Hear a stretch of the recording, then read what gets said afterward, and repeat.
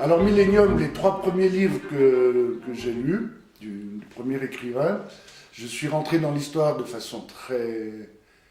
oui, c'était en plein dedans, quoi. C'était vraiment poignant. Et celui-ci, j'ai dû reprendre des chapitres plusieurs fois. Sur 10, je mettrais une note de 2.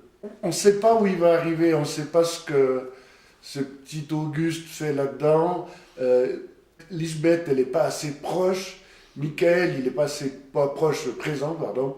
Michael non plus. Il n'y a plus Erika, il n'y a plus... Je pense que celui qui n'a pas lu les 3 premiers, quand il a fini ce bouquin, il ne comprend rien. Et quand on a lu les 3 premiers, quand on a fini de lire ce bouquin, on est déçu de... Moi, je pense qu'ils n'auraient pas dû le faire. Il n'y a pas de fil conducteur, il n'y a pas de chaleur, il n'y a pas de couleur, il n'y a pas de... Un tout petit peu à la fin, quand Lisbeth se met un petit peu en fuite avec l'enfant, ça donne un tout petit peu d'énergie, mais c'est une pile plate. Ça n'a rien à voir avec les 3 premiers. Enfin, moi, j'ai été déçu, mais ça n'engage que moi. J'ai entendu l'écrivain sur... J'écoute tous les mercredis matins l'émission culturelle sur RTL, et je l'ai entendu parler. C'est une histoire qui est complètement bizarre, et il est déjà traduit en 24 langues ou en 36 langues. C'est un coup de pub, quoi.